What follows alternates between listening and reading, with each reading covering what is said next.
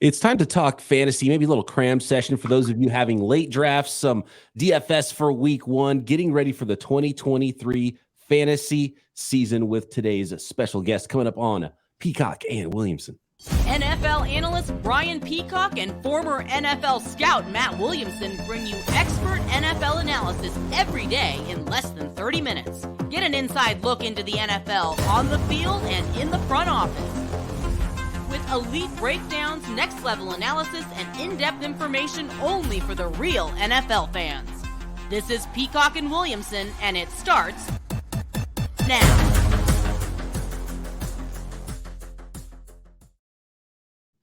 Welcome to the Peacock and Williamson NFL Show. Brian Peacock alongside Matt Williamson at BD Peacock at Williamson NFL. Thanks, everybody, for making us your first listen on the Locked On Podcast Network.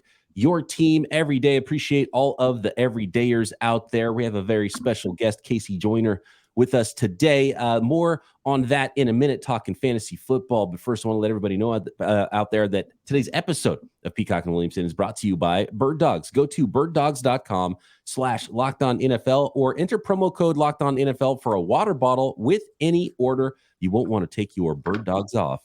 We promise you.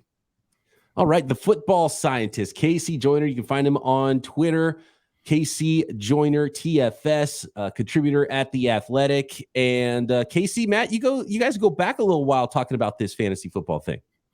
Sure do. KC, I mean, we were ESPN quite a bit together. I know we did a lot of fantasy stuff. And frankly, I think you were into analytics before just about anybody I know besides Football Outsiders. So you're sort of one of the OGs in the analytic world. You tell everyone about your background and how we know each other. Well, background is back in 2000, actually it'd be 20 years this year, 2003, I quit my job and decided to write about football or try to do some analytic stuff as a big Bill James fan, and wrote a book, and Dr. Z liked it, and it started my career, and I started writing at ESPN shortly after that. In fact, funny you mentioned Football Outsiders. When I wrote my first book before Dr. Z did his article, Aaron Schatz was the third person to buy my book. But by the time Dr. Z's article came out, I only had 3 people bought the book, and Schatz was one of them. That's pretty cool. Very cool. Wow. And then Dr. Z did the article. That kind of broke things, and we got a bunch of stuff. But yeah, you and I started working and stuff at ESPN. I mean, it was early on during the days there, and it was because I'll tell you, to give you an idea how far back I go. When I started in fantasy football, I wrote about targets as a metric for receivers. Okay, people didn't know what that was. That was considered cutting edge. Like, oh my gosh, targets! Who's done this? I'm like, yeah, you got to put it in perspective, guys. Yeah, that's how far back. That's amazing. Pioneering stuff that we take for granted today, talking about target share around the NFL. And actually, that is a perfect segue to one of my first questions, and one of your latest at The Athletic. The article is entitled "The Football Scientists Do Not Draft List," and there's a number of names on here. One that stands out, a player that I love as a breakout player, and a lot of people do. It's why he's getting drafted really high. That's Green Bay Packers wide receiver Christian Watson. Has all the physical ability in the world, big play ability, but is it that target share that makes you think he's maybe overvalued with his ADP right now in fantasy drafts? Yeah, that's the thing. The article does say that you do not draft, but the caveat is where they're at in ADP. Like, I've got him drafted. Don't say do not draft as a low end wide receiver too, because I just think that's too rich for my blood for him. That's about where he was last year. He's got the quarterback downgrade. That's going to be a big part of it. But I had to triple check this metric just to make sure. I'm like, this can't be right, but it was. Over the course of his 5-year college and pro career, so 4 years at North Dakota State, 1 year with the Packers, Christian Watson's caught a total of 146 passes. In 5 seasons, 146 for his whole college and pro career.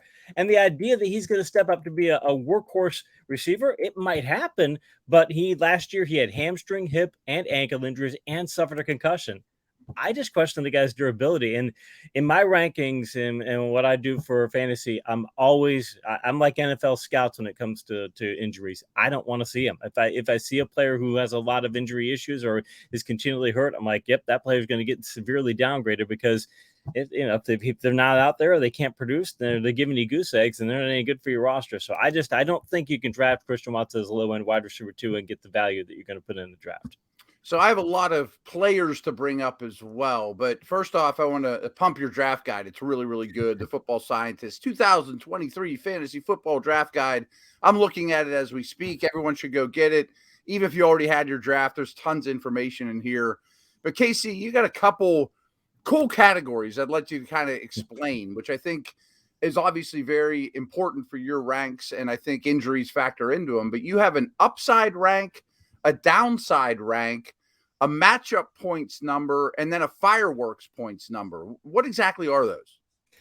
The story on upside and downside grades, back in 2015, I was writing about Carson Palmer, and I was doing the analysis, and You have been doing this a while. yeah, and I looked at and I thought, you know what? I wanted to rank him high, but there are so many reasons not to, and I had to pick between the two. And I said, okay, I'm gonna rank him low, kind of pick the low side here. And then he had a really good season. I kind of kicked myself, like I don't have a system here that can tell people, okay, I'm gonna rank him kind of low, but you know what? He does have this sort of upside if you play for it. So I started grading players on a spectrum. So now it's overall upside and downside grades to say if things go really well, here's what I think the grade's gonna be. If things go poorly, this is what it is, and I'm gonna meet in the middle and get the overall grades.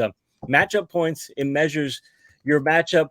Like if you're a receiver, it measures the cornerbacks you're going to face. If you're a quarterback, it measures the strength, not of the defense as a whole, but of the matchups for all your receivers and your tight end. And if you're a running back, then it's the level of the rush defense you're going to face, and it expresses those in a 1 to 100 scale, with 100 being best. Fireworks points is the likelihood that you're going to get into a lot of high-scoring games. I do it on a weekly basis for my Start Sit subscribers, but of course, like I'm looking at Mahomes, he's 100 firework points. Like that's as good as it gets, I assume. Yeah. Yep, because that's because if you look at I do these matchup charts in the guide too, and if you look at Kansas City in their fireworks points, it's how many times are they going to face a team that could get into a high-scoring game with them? And, to where Kansas City's a high-scoring offense anyway, but like week 1 against the Lions and 54 points in the over/under. I mean, it's the biggest of the week. So they've got that in Jacksonville and Minnesota and the Chargers and the Eagles and the Bills and the Bengals and the Chargers again. So all those matchups could be high-scoring, and I grade all the quarterbacks on that, and then just like I said, rated on 1 to 100 scale. Okay, very cool. That Kansas City offense is super interesting to me. How are you treating the receivers outside of Kelsey? Is it just draft Kelsey and don't worry about the rest of the guys? Are you watch listing Richie James? Are you trying to find Kadarius Toney or Sky Moore or Rashee Rice in your drafts? How are you treating the rest of that Kansas City offense? Because someone's going to have huge value, it would seem like. I just wrote an article for The Athletic. It's going to go out the next day or so. One of the things that I mentioned was to look out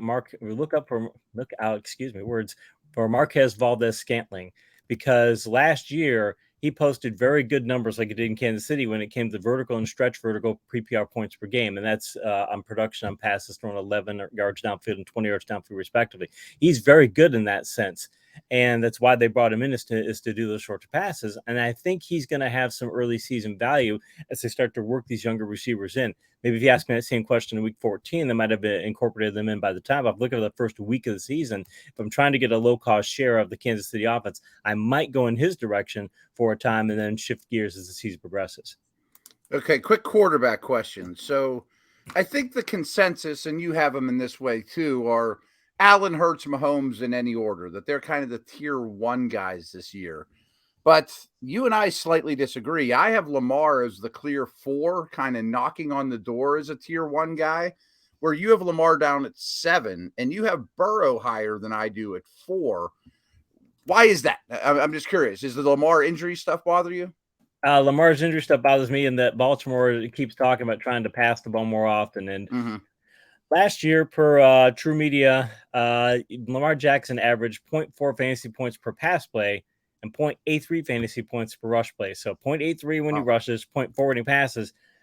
Excuse me. If you start switching 30, 40 passes for him, if you start taking 30, 40 plays, running plays when you make them passes, yeah, I don't like that trade-off, generally speaking. And he doesn't have a very good receiving core either. And in fact, if people talk about Odell Beckham Jr., I read an analysis this offseason where somebody touted Odell Beckham. This is a major publication. I won't mention who, but major publication says all-pro receiver Odell Beckham Jr. I'm like, yeah, all-pro like 10 years ago. And OBJ averaged 6.5 yards per target with the Rams in his last season. That's the last time he's been out there. That was the worst yards per target of his career. And I'm like, this guy is not an impact maker. I don't want Lamar Jackson throwing the ball. He wants to throw the ball. He said he might throw for 6,000 yards. I don't want to see that. And on a fantasy perspective, I think it's going to be a bad trade-off from the rush to the pass, and it's going to reduce his value. As far as Burrow goes, he was a blue-rated quarterback. That's the term in the draft guide for an elite-rated quarterback. That calf injury bothers me, but I think that he's got the capacity to, post 350 or more points. And quick note on quarterbacks, by the way, 12 quarterbacks last year scored 270 or more points. That's kind of the floor you have to be at anymore to get a QB1 in fantasy. You have to be at least at 270. I mean, that didn't used to be the case 5, 6, 7 years ago, but right now that's what it is in the quarterback ranking. It's an arms race, and you better have 270, or else you're going to be behind every week.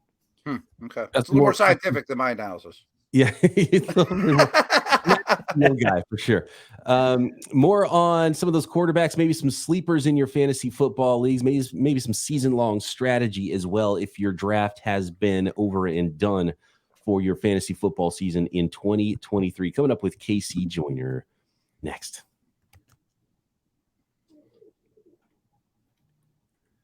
Today's episode of Peacock and Williamson is brought to you by our friends at Bird Dogs. I love my Bird Dogs shorts and my Bird Dogs pants. I got the liner. You can get liners in your pants and shorts from Bird Dogs. I got the liner in my shorts, and I did it because I love the way these shorts fit, and I love that I can do just about anything in these shorts. I can take them to work. I can go out to lunch with friends. I can go golfing in them. I can hang out by the pool. I can go to a workout. I can just lounge around, can do work in my Bird Dogs. Nothing better than Bird Dogs while you're podcasting. It's so comfortable, and you can take them to any occasion. And then my long Bird Dogs pants are awesome because they're the perfect, like, go from work, professional setting to the golf course. They stretch in all the right ways, and Bird Dogs stretch khaki shorts are designed to fit slimmer through the thigh and leg, giving you that truly sculpted look. It's the same with the long pants from Bird Dogs.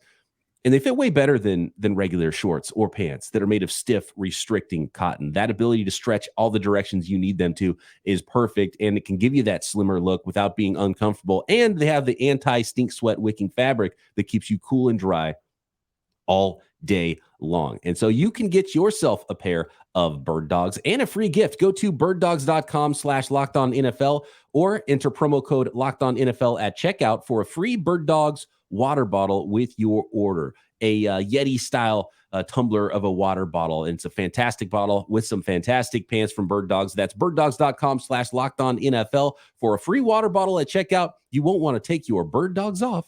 We promise you.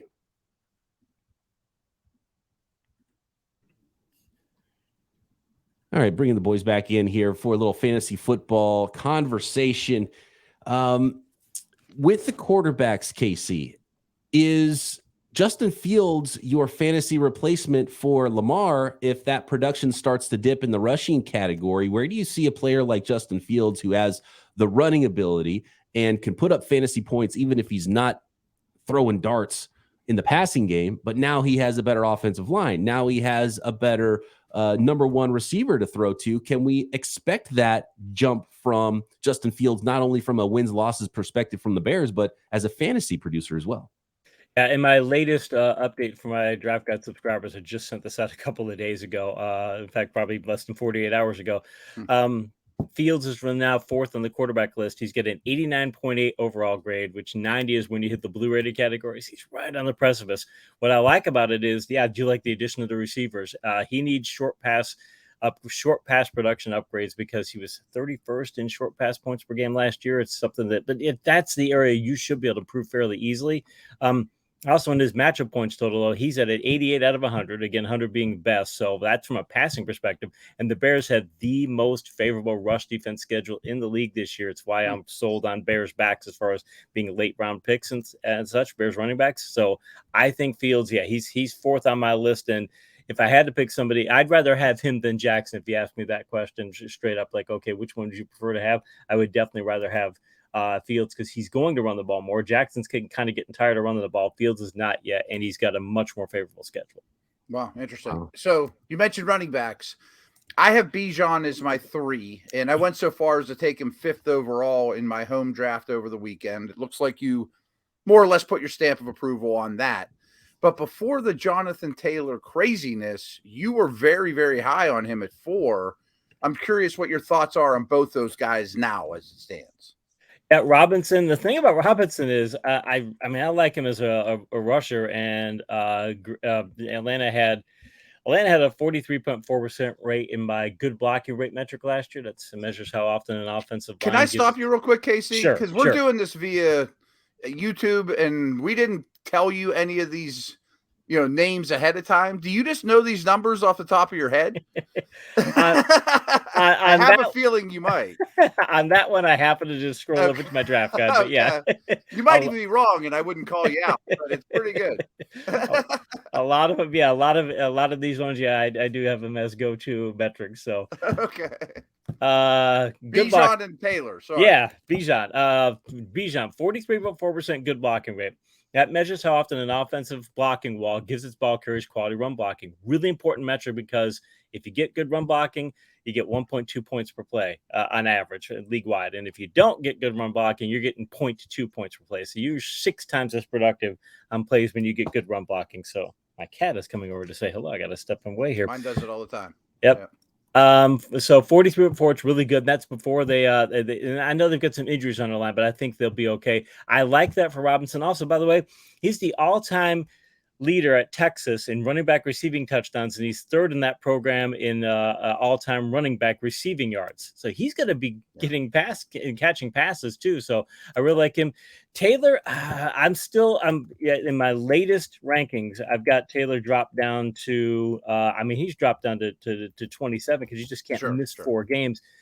I might like it better if he goes somewhere else, because the Colts offensive line didn't block too well. The matchup points for the Colts is 27 over the course of the full season. So if he were to get traded somewhere, I think that actually might be a big plus to him, because he could get some more favorable situations there. But right now, yeah, I've got him as a borderline RB2, RB3. Just you can't miss 4 games and not have that really impact your fantasy value. There's sort of another player along the lines of Jonathan Taylor who's getting bad news going into the season. It's not clear how much or if any time.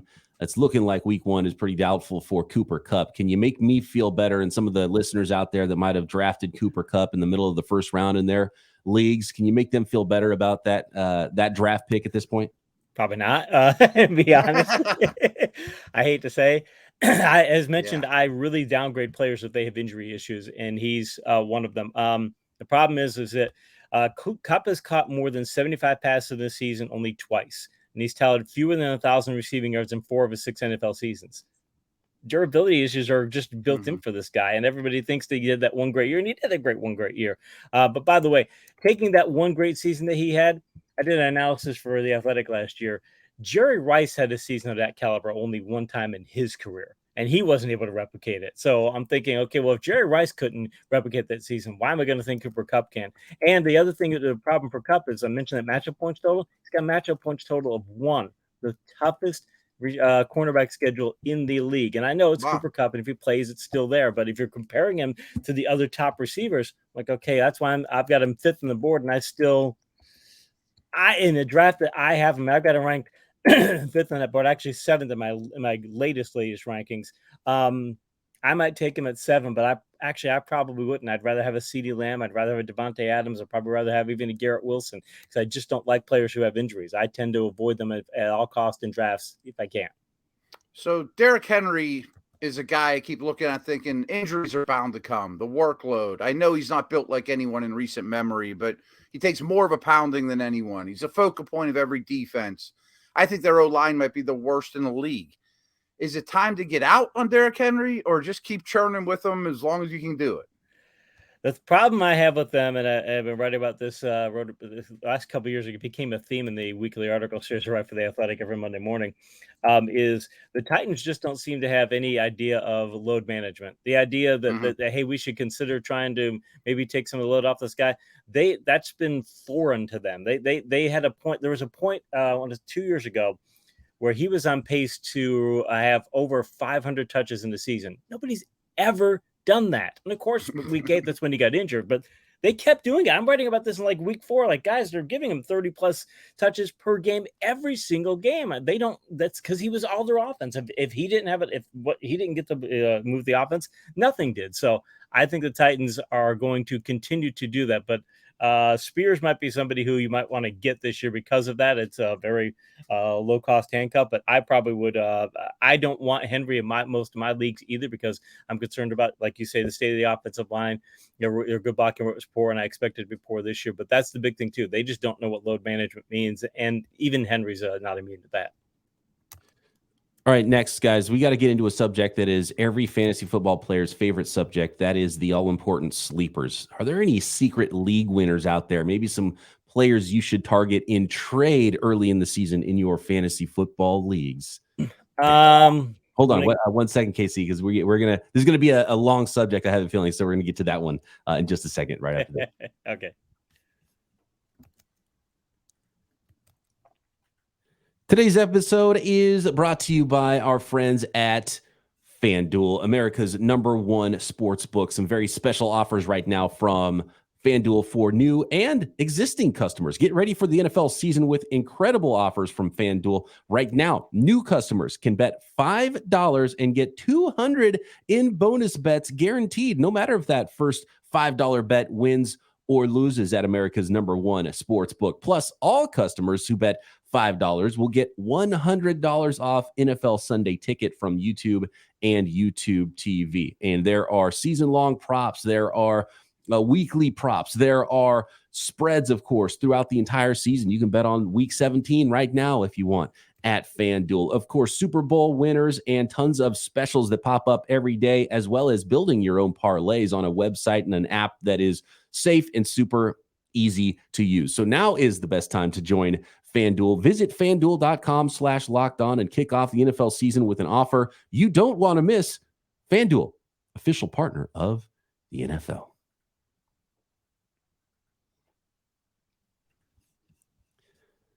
All right, getting back into the topic of sleepers, KC, and I don't know how you want to lay this out. Do you have a list of sleepers that you like the most? Is there one guy you're drafting everywhere that you think could be that league winner this year?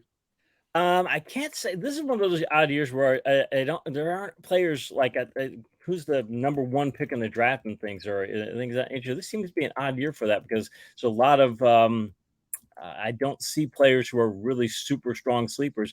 Having said that, what I've been telling fantasy managers this year is this is a year where, at least in drafts that I've seen and mocks I've seen and mocks I've been in fact, drafts I've recently been in, this is a year where you still want to get your top running backs early. But if you're looking at roster building, how you want to structure your roster, I'm finding that there's tons more running back value later in drafts, in the mid to late rounds of drafts, than there is at other positions. With wide receiver, it tends to thin out a lot more quickly, but at running back, I'm finding you can get David Montgomery later in drafts. I'm finding you can get DeAndre Swift later in drafts. Finding you can get Isaiah Pacheco. By the way, the Chiefs, I do that good blocking rate metric. They were second in the league last year in good blocking rate. And the other teams around them were, a lot of them, it was Chicago and it was Philadelphia, teams that do a lot of read option plays. And those tend to have very high good blocking rate percentages. Kansas City doesn't do a lot of that. I mean, do a little bit of running with Mahomes, but not that much. They don't want him getting hit the ground game. So they've got a fantastic run blocking offense. So I like those picks. And there's a number of backs. In fact, I've been telling people in an article I just wrote for The Athletic, it's going to come out, I believe it's going to post it tomorrow morning. Zach Charbonnet. I can't understand. I know he's third on the Seahawks depth chart. I get that, but Pete Carroll has ignored depth charts before. I don't think he really takes them that seriously. And Ken Walker has been injured before. Ken Walker led the league in good blocking yards per attempt last year. Fantastic breakaway back. I like his upside, but I think it's Charbonnet right now being where he is on the depth chart and things, I think, and where he's going in ADP, I think that it could end up being a platoon setup in that offense, a Thunder and Lightning platoon. He was somebody that if you don't have him on your roster, I would definitely trade for him. If you have Walker on your roster, you definitely want to get him on your roster because I think Walker's probably not going to play a full 17-game slate, and I want Charbonnet there if he doesn't. It's funny you brought up Charbonnet and, just running back depth in general, because the two drafts I did over the weekend are the ones I care most about. And my roster building was almost identical, where I took a back high and then I waited and waited. And I ended up with a lot of rookie backs. Like, I'm not talking Bijan and Gibbs. Like, those guys were long gone.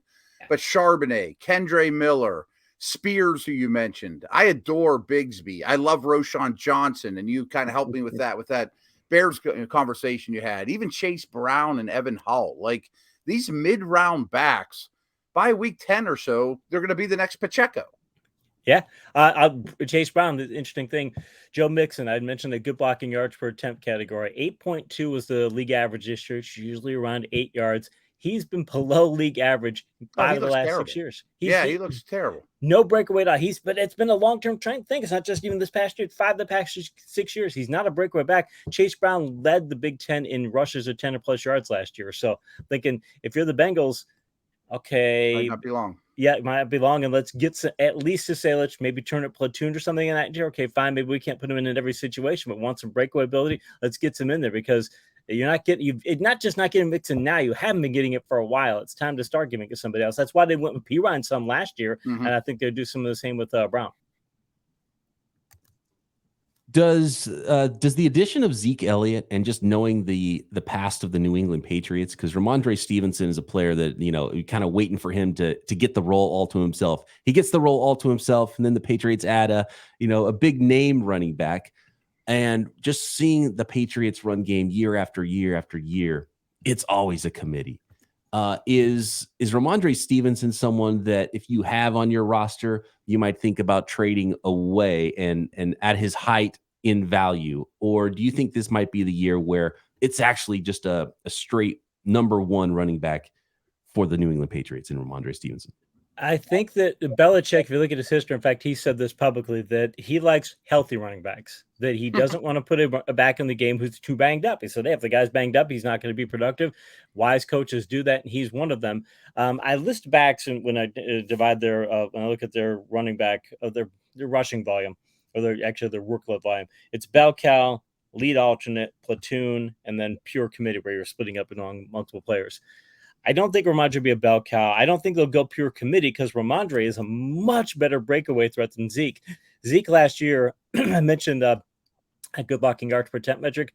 Elliott was 40th out of 44 qualifying backs in that category last year. Second straight year, he's not done well. And Stevenson at a 9.3 GBYPA, which ranked 9th. So Stevenson has breakaway ability, and Stevenson can run the ball at the goal line. He accounted for 58.3% of New England's carries in that area of the field last year. So I think he's going to be the goal line back. He's the breakaway back. I think they work in Zeke as an alternate back and say we're going to use him in certain situations. Just to, we don't have to use Ramondre all the time. But I think Ramondre is still the guy. And in my rankings, I have that baked into Ramondre Stevenson's value. I say it's a lead alternate, and I've got him ranked 12th in my latest running back charts in non-PPR. So I think Zeke is there, and he'll be a situational player, but I don't think he's going to be, I don't think he's going to turn into a platoon. As long as they don't do that, Stevenson's fine to keep.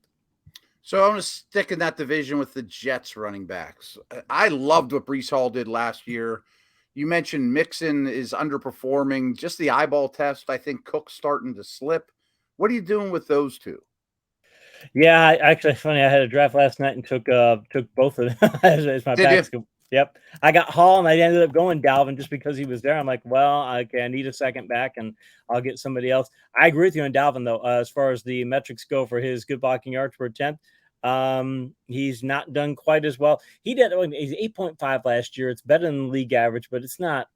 I mean, if you're not at 9, it's and the Jets were 29th in good blocking rate last year, and their blockers look bad this year. I mean, there was already the rumor that let's trade for Bakhtiari and things, that they're already wanting to upgrade their line. So I worry about that for them, and they'll get plenty of value there. If I'm getting either one of them, though, mention is another thing from the Athletic article going to go tomorrow.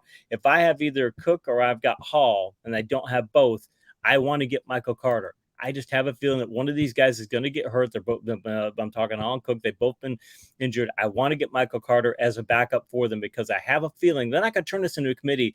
But if those two backs are banged up, Cook's dealing with the shoulder and Hall's coming off the ACL, if they get hurt, I don't think they're going to hesitate and say, "Hey, we've got a third back in here. Let's put him in there for a few games, or over the course of the season to take some pressure off these other guys." Wouldn't be surprised to see that.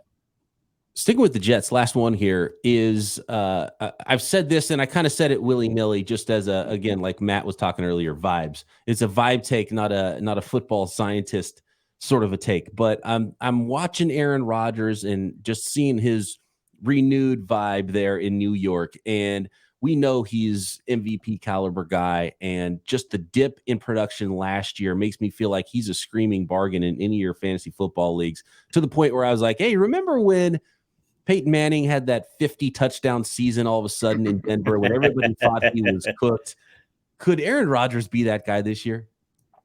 I could be, but I'm looking at some of the factors going, okay, Rodgers doesn't run the ball anymore. He was 29th in quarterback rush points per game last year. He failed to post 100 rushing yards in the season for the first time since 2007. So I don't think he wants to run the ball. They don't want to run the ball. Never a big thing, but you can kind of scramble and get a little, add some points there. And I think that marginal addition's gone. They've got 4 red-rated pass rushing matchups. That's unfavorable pass rushing matchups in the first 6 weeks of the season. So I'm a little concerned about that. Only 35 matchup points. A little concerned about that. And, last year, Zach Wilson finished 30th in vertical points per game and 28th in stretch vertical points per game. And, that's it.